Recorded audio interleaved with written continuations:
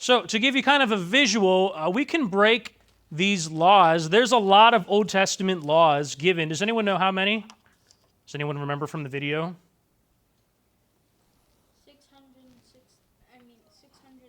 613 laws for the Jewish people to follow. Can you imagine remembering all that? Do you guys think you could do that? Blaine, I like your confidence. You're like, I know I could. I like it.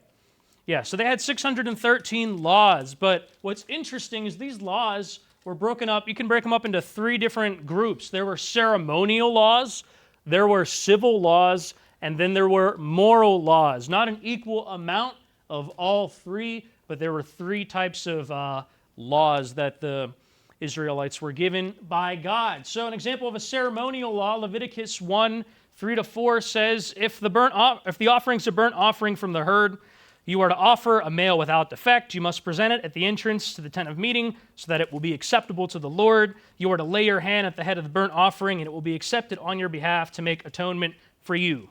Ceremonial law, animal sacrifice, part of ceremony the Jews would perform for the forgiveness of sins.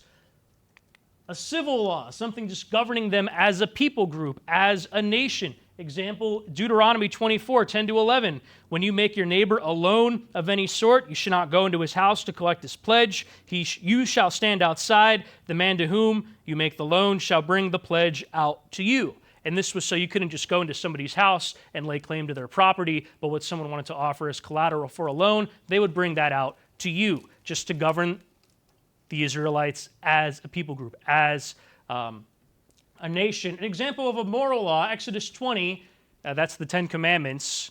The first commandment God gives is, you shall have no other gods before me.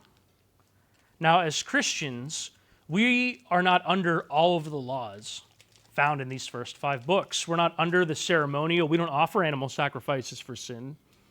We're not under the civil. We're Americans. We follow American laws, not laws given in the Old Testament, which is probably a good thing, because did you know one of the laws in the Old Testament was that if a child curses their parent, that child should be put to death.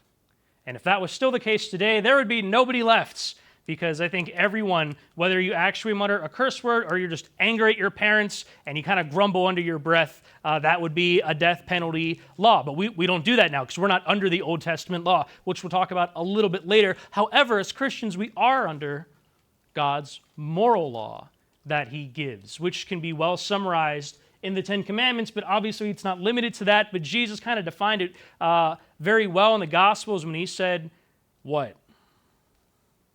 How does Jesus summarize the Ten Commandments in the Gospels?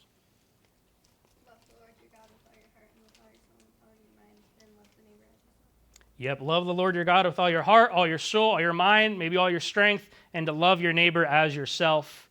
We're under God's moral law as Christians, but we're not under the ceremonial or the civil laws that the Jews were under.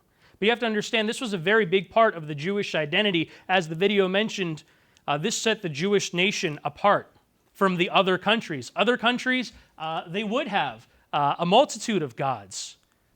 You know, the second commandment is you shouldn't carve an idol for yourself. Have any of you ever thought like, well, that's kind of weird because like I'm an American, we're not going to carve idols?